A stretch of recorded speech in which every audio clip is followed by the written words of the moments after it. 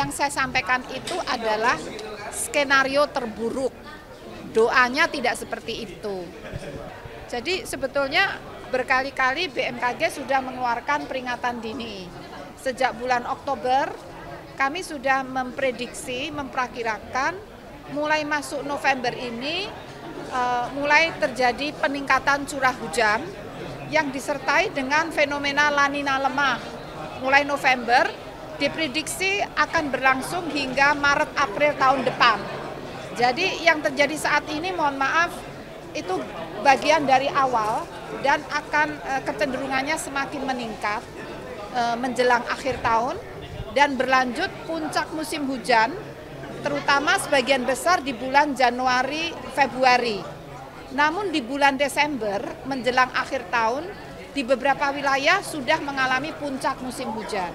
Poinnya adalah kita tetap terus bahkan tidak hanya waspada tapi siaga bencana hidrometeorologi akibat dari peningkatan intensitas curah hujan dari intensitas sedang hingga lebat bahkan bisa sampai sangat lebat atau ekstrim.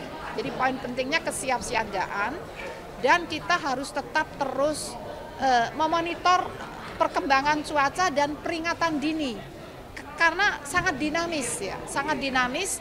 Kami biasanya menginformasikan sepekan sebelumnya.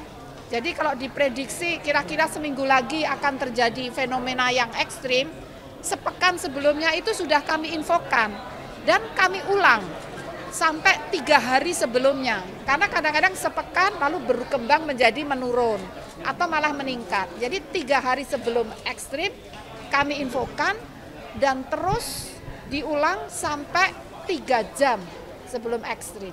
Itu polanya selalu demikian. Sehingga mohon perhatikan seluruh informasi dari BMKG tidak hanya di televisi, radio ya, tapi juga di aplikasi mobile phone. Setiap individu bisa melihat ya. Dan nanti saat mudik lebaran informasi itu bahkan di setiap jalur mudik itu ada informasinya. Jalur mudik ini cuacanya kadang beda dengan jalur mudik yang lain. Dan itu dibuat spesifik, khusus untuk jalur mudik itu ada. Dan informasi cuaca khusus untuk jalur penyeberangan. Penyeberangan di Merak, Bakahuni, penyeberangan di Ketapang, Gilimanuk, penyeberangan di Lombok itu ada. Dan juga informasi di setiap bandara. Jadi kita mau terbang dari Soekarno-Hatta akan ke Pontianak. Itu kita bisa tahu saat berangkat pukul berapa, cuacanya bagaimana, kita sudah dapat informasi itu dari aplikasi mobile phone. Nanti kira-kira mendarat pukul berapa, cuacanya tuh udah bisa tahu. Jadi silahkan buka di aplikasi Info BMKG. Resolusinya tingkat kecamatan. Jadi kalau misalnya di Soekarno-Hatta bagaimana cuacanya, nanti mungkin di Kemayoran udah beda lagi. Nah, jadi perbedaan itu resolusinya selevel kecamatan. Bu, tadi salah satu yang termasuk menjadi sorotan adalah ketika Ibu mengingatkan potensi adanya banjir seperti di tahun 2020 Bu di kawasan Jabodetabek. Ini sebenarnya Ibu udah berkoordinasi dengan sejumlah kementerian atau nanti gubernur di DKI atau untuk seperti apa mitigasinya Bu? Nah, jadi begini, yang saya sampaikan itu adalah skenario terburuk. Doanya tidak seperti itu. Kami terus memonitor, semoga kan kami memonitor dari angka indeks ya, bagaimana potensi adanya seruak udara dingin yang bertiup dari dataran tinggi Siberia. Nah itu akan menyeruak lewat Laut Natuna. Nanti kira-kira landingnya itu di Jabodetabek ya, di Selat Sunda itu ya. Kami sudah koordinasi dengan Menko PMK. Kemudian beberapa kementerian antara lain terutama PUPR, Perhubungan ya. Kemudian kementerian-kementerian terkait seperti itu. Nah, tapi itu tadi jangan dianggap pasti seperti itu enggak. Kalau kesiapsiagaan, kita kan siapnya harus yang paling berat ya, paling buruk. Nanti kami akan update perkembangannya. Semoga perkembangannya tidak seburuk itu, tergantung monitoring kami, indeks yang kami baca itu dari satelit itu kan akan dinamis berkembang sehingga Sehingga seperti itu yang kami siapkan. Untuk kesiapsiagaan kami ambil skenario terburuk. Tapi masyarakat mohon arif ya, itu kan untuk kesiapan kami yang akan melayani Anda ya. Jadi untuk pelayanan kan kami persiapannya jangan alah itu nggak penting gitu kan, berarti kami nggak bekerja kalau hanya ini. Tapi kalau kami buat kesiapan ini level yang terburuk, itu agar kami itu intensitas kesungguhannya itu maksimal itu. Namun nanti perkembangannya seperti apa terus kami sampaikan. Ya. Tapi untuk Natal dan Tahun Baru masih memungkinkan untuk pada pulang ke kampung halaman ya, karena di Merak sendiri ada antrian kendaraan, ombaknya gede gitu.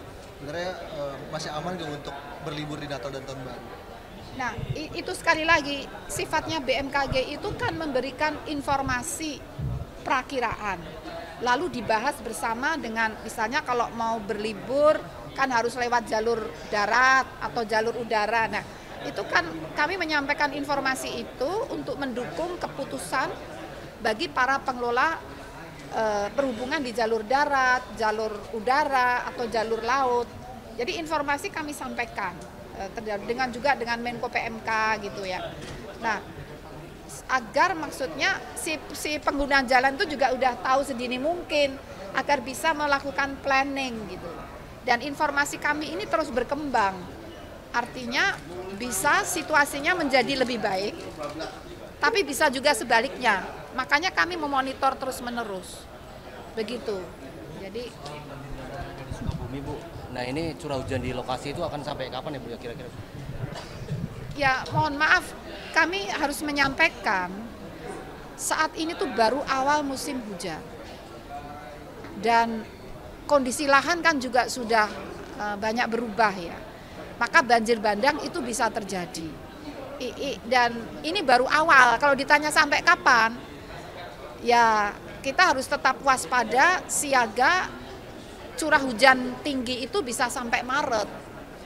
Bukan berarti terus sampai Maret banjir bandang, terus enggak, kan ada yang berhenti. Lalu nanti muncul di tempat lain lagi. Gitu loh, muncul nanti bisa terulang lagi. Yang penting adalah kami memberikan informasi insya Allah sebelum kejadian. Dan yang penting adalah peringatan dini ini bisa diterima dan diikuti. Sehingga kami ada BMKG di Jawa Barat. Nah, itu mereka yang bekerja langsung di lapangan untuk memastikan peringatan dininya diterima masyarakat dan masyarakat tahu. Misalnya kalau ada potensi banjir, kita nggak mengatakan potensi banjir bandang, tapi potensi hujan ekstrim.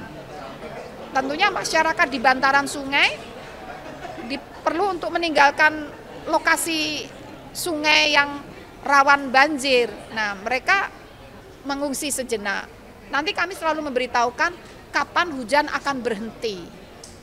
Jadi kita memberitahu kapan hujan dimulai, kapan hujan berhenti.